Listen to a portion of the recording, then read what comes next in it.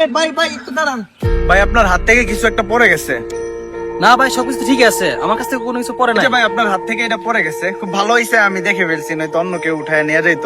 আরে ভাই, এটা তো আবর্জনা, এটা কোনো জিনিস না, ফালাই দেন। না না ভাই, এটা যদি আবর্জনা হয়তো আপনি রাস্তায় ফেলতেন না, আপনি নির্দিষ্ট স্থানে ফেলতেন, ডাস্টবিনে ফেলতেন। এটা আপনার কোনো মূল্যবান জিনিস হবে। নেন নেন, রেখে দেন রেখে দেন। আরে এই, তুই পাগল নাকি? আরে ভাই, আমি আপনার উপকার করতে আসছি আর আপনি আমার সাথে এই খারাপ ব্যবহার করতেছেন আচ্ছা ভাই। ভাই, ঠিক আছে, মানছি আমার ভুল হয়েছে। সামান্য একটা কলার খোসা ফেলছি, তাতে কি ক্ষতি হয়ে যাবে? সবাই তো এদিক থেকে ওদিক কলার খোসা ফালতাছে ভাই। ময়লার স্তূপের শুরুটা হয় এই আপনার একটা কলার খোসা ফেলা থেকে। আপনি ফেলছেন, আরেকজন আসবে, আরেকজন ফেলবে, ঠিক সবাই এমন ভাবে, এটাই ভাববে যে আমি একটা কলার খোসা ফেলছি তো কি হয়েছে। এভাবেই বাংলাদেশটা নোংরা হচ্ছে। সবার আগে আমাদের নিজের চিন্তাধারা ঠিক করতে হবে, আমরা নিজে পরিষ্কার থাকতে হবে, পরিচ্ছন্ন থাকতে হবে, তাহলে আমাদের দেশ পরিচ্ছন্ন থাকবে। ঠিকই বলছেন ভাই, কখনো এমন ভাবে চিন্তা করে দেখি নাই।